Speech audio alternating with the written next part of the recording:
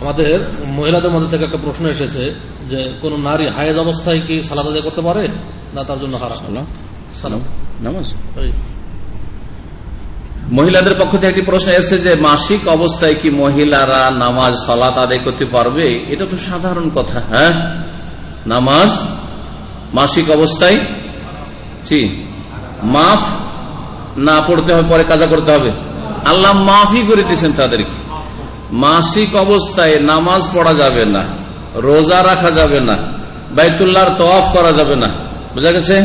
কোরআনে কারীম সরাসরি স্পর্শ করা যাবে না। জি, কোরআনে কারীম যদি ভুলে যাওয়ার আশঙ্কা থাকে, হাফেজা অথবা মুদাররিসা টিচার প্রত্যেক মাসে 8 দিন করে সে কামাই করবে নাকি?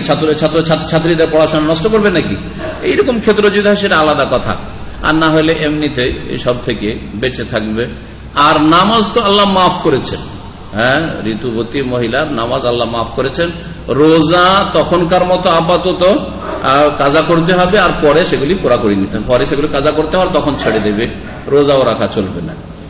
এইরকম প্রশ্ন তো একজন মুসলিম বোনেরও হইতে পারেন না, আর ভাইয়েরও হইতে পারে। কারণ এটা তো আপনাকে যখন সাবালিকা হয়েছেন বা সাবালক হয়েছেন তখন থেকে আপনাকে এইসব মাসাইল জানতে হবে।